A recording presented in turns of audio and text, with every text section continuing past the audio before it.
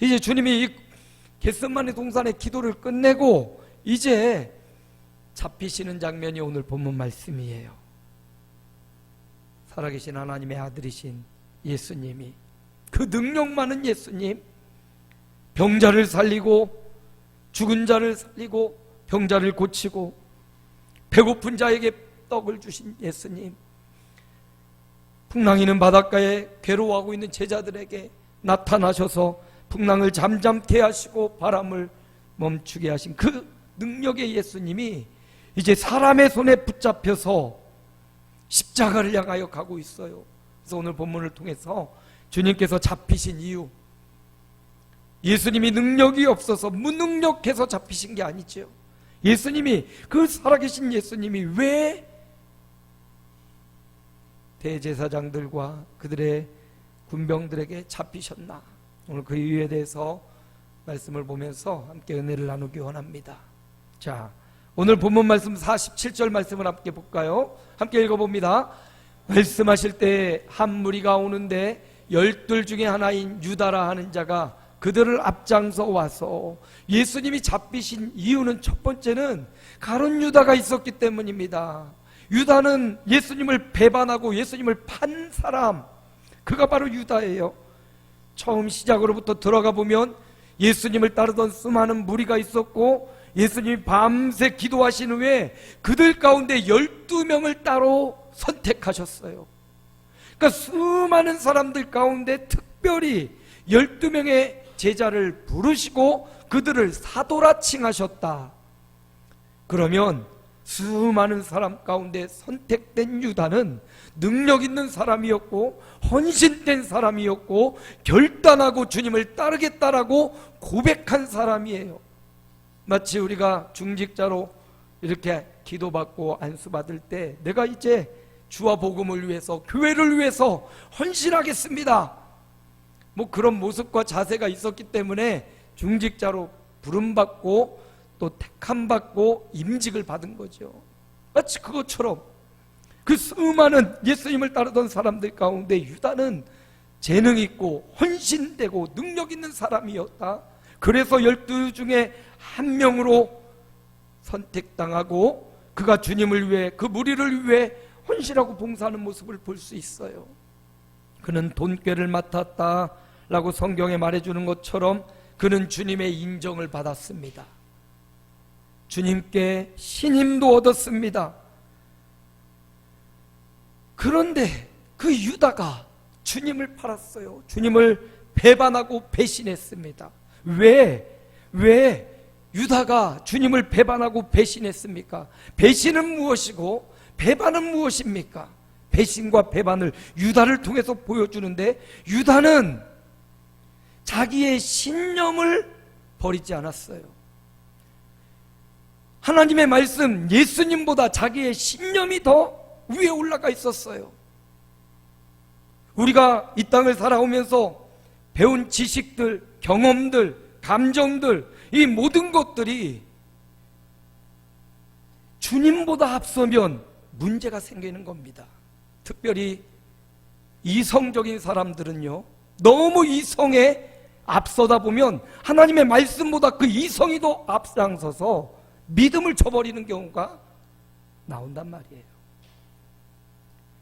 유다가 그런 경우입니다. 자기의 신령, 예수님 봐봐, 경험했어요. 위대한 능력을 같이 함께 했습니다. 병든 자가 고침받아요. 예수께 나온 모든 사람들이 해결받고 쉼을 얻습니다. 자유함을 얻어요. 죽었다가 살아나요. 배고픈 자가 배부르게 됩니다. 이 위대한 능력을 보고 유다는 자기의 신념, 이런 예수님이 우리 이스라엘의 왕이 되고 지도자가 되면 우리가 로마의 압제로부터 벗어날 수 있고 우리가 자유를 누릴 수 있겠구나. 이 자신의 신념이 예수님의 말씀과 예수님의 사명보다 더 앞서버린 겁니다. 그리고 자기 신념을 포기하지 않아요. 자기 생각대로 예수님이 이스라엘 왕으로, 이스라엘의 지도자로 등극하는 게 아니라 자꾸 내가 이제 인자가 죽임을 당하고 고통을 당하게 될 것이다. 그리고 제3일에 다시 살아나야 하리라. 이상한 자기 심령과 반대되고 위배되는 말씀을 하니까 예수님을 팔아야겠다. 예수님을 배반하고 배신하게 된 거죠. 여러분, 예수님이 잡히신 첫 번째 이유는요, 유다가 예수님을 배반했기 때문이에요. 이건 유다의 책임입니다. 물론 구속사로 보면 예수님이 이렇게 이런 과정을 통하여 십자가로 가실 게 이 작정과 예정 속에, 섭리 속에 있지만 유다는 여전히 자신의 의지가 있고 자유가 있어요. 돌아설 수 있는 기회가 있고 예수님의 말씀 앞에 엎드릴 수 있는 기회가 있습니다. 그런데 그 기회를 유다가 버립니다.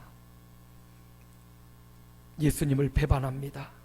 결국 자기의 신념대로, 자기의 생각대로, 자기의 고집대로, 자기의 경험대로 예수님을 배반하죠.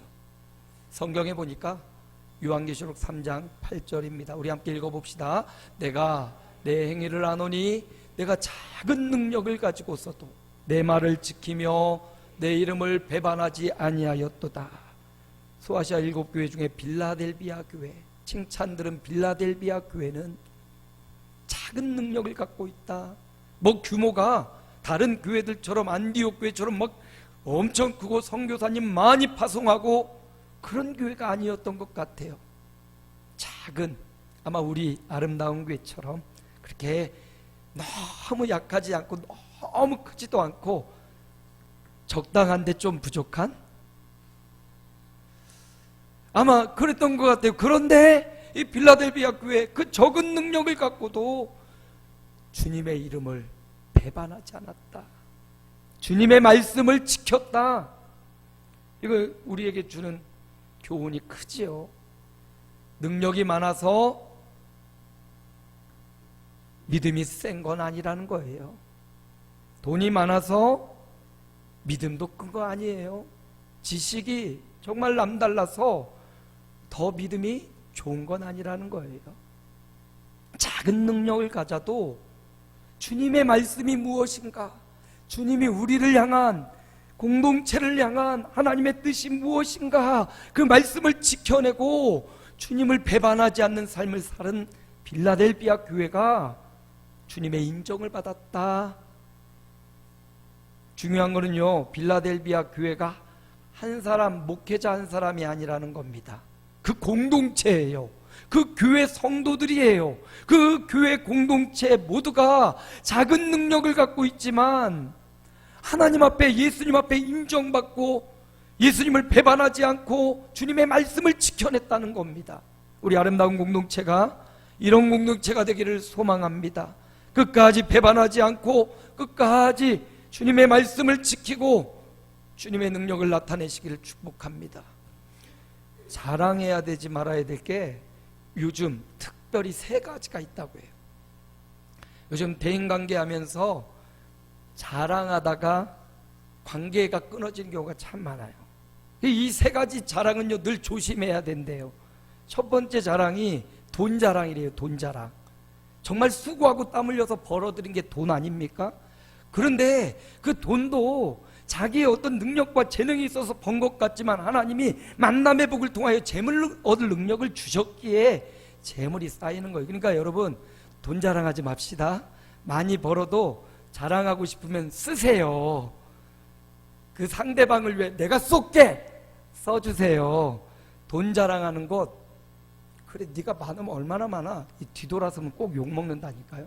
두 번째 자랑은요, 건강 자랑하지 말래요. 건강. 아유 왜 아파? 어쩌다 암이 걸렸어. 아이고 참 뭔가 있을 거야. 건강 자랑하지 말래요. 어느 순간 우리의 인생은 연약하기 때문에 나도 그러한 처지에 들어갈 수 있어요. 젊다고? 아니요. 젊은 사람에게도 예외가 없더라고요. 우리 친구 목사님, 장로님 딸이 30세인데 이 암이 걸린 거예요. 근데 그 암이 완전 전이 돼가지고 임파선까지 전이 돼가지고 지금 엄청 괴로워하고 있어요. 막 이제 교제하는 남자친구가 이제 막 생겨가지고 그랬는데 너무 힘들다고, 장로님도 그렇고 교회, 온 교회가 정말 괴로워하며 기도하고 있어요. 건강 자랑할 이유가 없습니다. 하나님이 허락하시는 은혜 가운데 겸손히 살아가시길 축복합니다. 건강 자랑하지 말아요. 세 번째 자랑하지 말아야 될 게 또 하나 있대요. 자식 자랑하지 말래요. 뭐 자랑하지 말라고요? 자식 자랑하지 말래요. 자식도 내 건 아니잖아요. 내 소유가 아니에요. 하나님의 것이지요. 잘 되고자 그 바라는 마음 한없지요. 그럼에도 자식 자랑하다 보면 누군가는 그 자녀 때문에 힘들어하는 분명 관계가 있어요. 그러니까 세 가지 자랑을 조심하래요. 돈 자랑, 건강 자랑, 자식 자랑. 여러분 그리스도를 자랑하시길 축복합니다. 하나님을 자랑하시길 바랍니다. 하나님이 은혜 주셔서 나에게 건강이 유지되고 있어. 하나님이 은혜 주셔서 돈 벌 만남의 복을 통하여 재물 얻을 능력도 주셨어. 하나님이 은혜 주셔서 우리 자녀들이 믿음으로 잘 자라고 있어. 하나님을 자랑하시기 바랍니다. 하나님을 자랑하는 것은 무엇입니까? 유다처럼 주님을 배반하고 자기의 신념에 따라 예수님을 이용해서 자기의 신념을 위한, 꿈을 위한 도구로 사용하는 것, 이건 교만입니다. 오히려 주님의 선한 도구로 주님께 쓰임받는 하나님의 사람들이 되시기를 축복합니다. 유다의 배신으로 인하여 예수님은 잡히셨어요. 사람이 누군가의 신뢰를 저버리고 배반당하면 참 잊지 못할 아픔이 생기더라고요. 아주 큰 상처를 받아요. 이 배반의 아픔처럼 큰 아픔이 어디 있겠어요. 요즘 사무엘 상하 새벽에 보는데 다윗이 그런 경험을 합니다. 다윗이 자기를 따라와 생명을 바치며 자기와 함께 했던 600명가량이 다윗과 함께 사위를 피해서 돌아다니고 있어요. 그런데 정말 위기의 순간이 왔어요. 다윗이 블레셋 사람들에 섞여가지고 이스라엘과 지금 전쟁이 벌이게 된 거예요. 잘못하면 다윗이 지금 동족 이스라엘과 사울의 군사와 함께 지금 전쟁을 벌이게 된 큰 위기가 있었는데 다윗이 그 위기에서 어떻게 하나님의 은혜로 다시금 자기의 지역 시글락으로 돌아옵니다. 근데 자기 동네로 돌아왔더니 지금 자기 두고 갔던 처자와 재산이 다 아말렉이 공격해 와가지고 다 쓸어가 버린 거예요. 아무것도 남지 않았어요.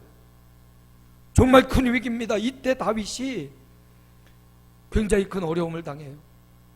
함께 갔던 이 다윗을 따르던 600명이 다 돌을 잡아가지고 다윗을 쳐 죽이려고 해요. 참 사람이 자기의 이익 혹은 자기의 손해 앞에 이성이 사라지고 감정이 완전히 일어나가지고 다윗을 막 다 죽이려고 하는 거예요. 내 아내, 내 남편, 내 가족, 내 재산 다 잃어버리니까 그렇게 생명 주고 다윗을 따라다녔는데 다윗을 향하여 막 돌을 던져 죽이려고 하죠. 다윗이 그때예요. 사람들의 배반, 사람들의 어떤 그런 모습을 보고 굉장히 힘들어하면서 말씀해 보니까 다윗이 이렇게 나와요. 다윗은 여호와를 힘입어 용기를 얻었더라. 할렐루야. 다윗은 여호와를 힘입어 용기를 얻었더라. 그때 배반의 아픔 가운데 있던 다윗이요, 여호와를 힘입어 용기를 얻었더라. 사람은 신뢰의 대상이 아니라 사랑해줘야 될 대상이라고 하죠. 마음껏 사랑해 주시고 용기는 하나님께로부터 얻으시길 바랍니다. 하나님께로부터 힘을 얻고 여호와께서 주시는 그 힘으로 배반의 아픔도 이겨내시고, 또 지금 누군가 나를 배반해서 아파하고 힘들어 하시는 분들이 있습니까? 다윗의 그 말을 기억하시고 여호와로 인하여 힘입어 용기를 얻고 다시금 뜨겁게 사랑하시고 용서하시고 품어주시기를 바랍니다. 오늘 예수님이 잡히신 첫 번째 이유는 배반한 유다가 있었기 때문이에요. 자기의 신념을 앞세워 예수님을 배반하고 팔았던 유다의 자리, 우리가 교훈받아 빌라델비아 교회처럼 주님의 말씀을 지키고 배반하지 않는 믿음의 길로 가시기를 축복합니다. 두 번째, 주님께서 잡히신 두 번째 이유를 51절에 보니까 이런 말씀이 나와요. 우리 함께 읽습니다. 예수께서 일러 이르시되 이것까지 참으라 하시고 그 길을 만져 낫게 하시더라. 예수님을 잡으러 온 사람들이 검과 몽치를 들고 예수님 잡으러 왔습니다.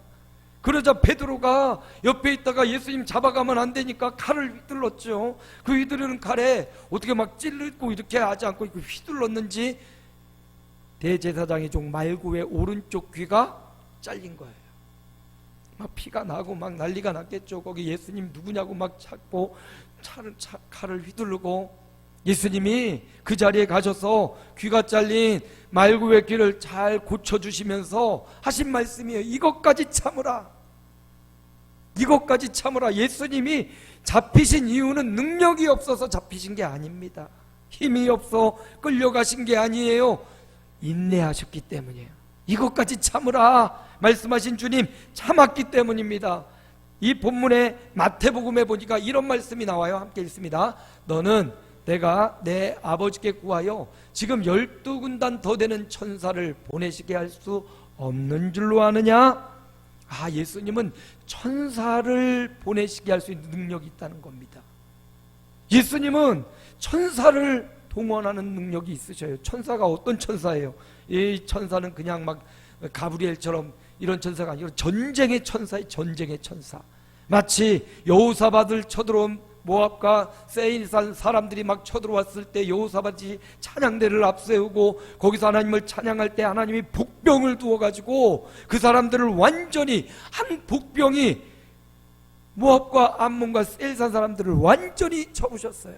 히스기야 때도 아수르가 쳐들어왔을 때 히스기야가 간절히 기도하니까 하나님이 한 천사를 보내셨는데 그 한 천사가 아수르 수많은 군대를 완전히 진멸시키죠. 예수님이 능력이 없으신 게 아니에요. 능력이 없어서 잡혀가시는 게 아니라고요. 참으셨기 때문이에요. 신앙생활에 있어서 중요한 덕목 중 하나가 참는 겁니다. 잘 참아내는 거예요. 가정생활도 그렇죠. 부부생활도 그래요. 누가 더 많이 참느냐? 이 못 참으면 못 살죠. 주님이 잡히시는 그 순간에 말씀하셔. 이것까지 참으라. 신앙생활 혼자 그냥 믿으면 참을 일 별로 없어요. 자기 일만 잘 해결하면 돼요. 그런데 신앙생활은 공동체로 하지 않습니까? 강 목사도 있고 김 집사도 있고 박 권사도 있고 다 있잖아요.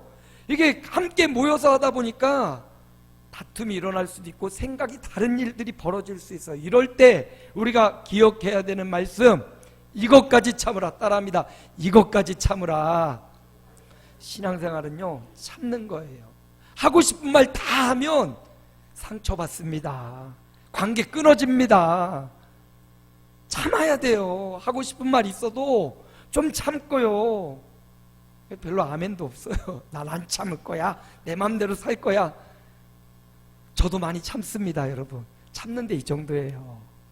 신앙생활은요, 참는 거의 연속이에요. 인내의 연속이에요. 그리고 이 참음의 강도가 점점점 커질수록 신앙이 좋아지는 겁니다. 예? 인내의 강도가 세질수록 믿음이 더 강해지는 거예요. 그러니까 여러분, 주님이 말씀하잖아요. 지금 잡혀가는 그 순간에도 주님이 칼을 휘두르고 있는 제자들을 향하여 이것까지 참으라. 여러분, 남편과 아내를 향하여 참아주시기 바랍니다. 또 목사님에게도 참아주시기 바랍니다. 우리 성도들 향하여 서로 참아주시기 바랍니다. 옆에 사람과 함께 인사. 내가 참을게. 참기 싫은가 봐. 내가 더 참아줄게. 신앙생활 그래야 할 수 있어요. 공동체가 참아내면서 하는 거예요. 서로 연약한 부분이 있습니다. 부족한 부분이 있습니다. 참아주는 거예요. 단점도 있어요. 그런데 분명히 여러분 그 사람에게 장점도 있는 줄 압니다. 그러니까 그 장점을 보면서 참아주세요. 그러면 어느 순간 그 사람도 변하고 나도 변해져 있는 그 모습을 발견하게 됩니다. 참아주시기 바랍니다. 마지막 세 번째, 주님께서 잡히신 세 번째 이유가 있다면 53절이죠. 함께 읽습니다. 내가 날마다 너희와 함께 성전에 있을 때 내게 손을 대지 아니하였도다. 그러나 이제는 너희 때요 어둠의 권세로다 하시더라. 지금은 어둠의 권세가 지금 힘을 쓰고 있을 때이기 때문에 예수님이 잡히신다는 거예요. 그리고 예수님이 성전에 있을 때 저들이 잡지도 않았어요. 예수님이 들판에서 말씀을 가르칠 때 저들이 잡지도 않았어요. 근데 지금 왜 잡느냐? 이거 예수님이 이 어둠의 권세로 지금 나아가고 계시다. 이게 그들이 잡아서 잡혀가는 게 아니라 예수님이 그 길로 가고 계신 거예요. 잡혀주신 거예요. 왜? 이 일을 위해서요. 갈라디아서는 이렇게 말해줍니다. 1장 4절 함께 읽습니다. 그리스도께서 하나님 곧 우리 아버지의 뜻을 따라 이 악한 세대에서 우리를 건지시려고 우리 죄를 대속하기 위하여 자기 몸을 주셨으니, 이게 그냥 싫어서 끌려가는 게 아니에요. 잡혀가시는 게 아니에요. 예수님은 이 일을 위하여 오신 겁니다. 끌려가시려고 오신 거예요. 왜? 아주 중요한 이유, 우리 죄를 대속하기 위해서, 우리를 구원하기 위해서, 흑암의 권세에서 하나님의 아들의 나라로 우리를 옮기시기 위해서. 예수님은 이 십자가가 사명입니다. 이 십자가가 목적이에요. 그래서 예수님은 붙잡히셔 주신 거예요. 잡혀 주신 거예요. 능력이 없어서 무능력해서가 아니라 우리를 구원하기 위한 큰 목적이 있기 때문에 예수님이 잡혀 주신 거예요. 이 사실을 통해서 우리가 교회 생활하고 신앙 생활하고 믿음 생활하면서 이 구원의 감격을 잃어버리면 안 돼요. 자원하여 죽음의 길, 십자가의 길로 잡히시고 따라가신 이 예수 그리스도는 나를 구원하기 위해서, 나를 살리기 위해서 그 길을 가셨다라는 사실을 우리가 잊어서는 안 될 것입니다. 말씀을 마무리해요. 예수님이 오늘 그렇게 기도하셨던 예수님이 잡혀가십니다. 우리는 겟세마네 동산에서 땀이 핏방울처럼 기도하면 내 마음대로 내 뜻대로 될 줄로 알고 그렇게 생각할 때도 많아요. 근데 우리 예수님은 그렇게 기도하시고는 그 십자가의 길, 사명의 길로 가고 계셔요. 그러므로 저와 여러분의 기도도 주님의 사명의 길로, 주님이 원하시는 그 길로 가는 걸음걸음이 되시기를 축복합니다. 주님이 잡히신 이유가 있어요. 배반하고 팔았던 유다가 있었기 때문입니다. 자기의 신념이 앞서서 예수님을 팔았어요. 자기가 생각하고 자기가 주관적으로 목적하는 바를 이루기 위해 예수님을 이용하고 예수님을 팔았기 때문에 예수님이 십자가에 잡혀 그 길로 가셨던 겁니다. 빌라델비아 사람들처럼 우리 공동체는 이 유다의 교훈을 얻어 배반하지 않고 믿음의 길을 가시기를 축복합니다. 주님이 참으셨기 때문에 주님은 붙잡혀 주셨어요. 이것까지 참으라. 인내는 신앙생활, 성도의 삶 가운데 너무나 중요한 요인입니다. 인내, 참으셨기 때문에 잡혀가셨어요. 세 번째, 주님은 우리를 대속하기 위해, 나를 구원하기 위해 그 십자가의 길, 잡히시는 그 길로 가셨다는 사실, 구원의 감격을 우리가 다시 한번 마음에 새겨야 될 것입니다. 주님이 잡히신 이유, 오늘 본문 말씀을 통하여 이런 은혜가 저와 여러분에게 충만하기를 주 예수님의 이름으로 축복합니다.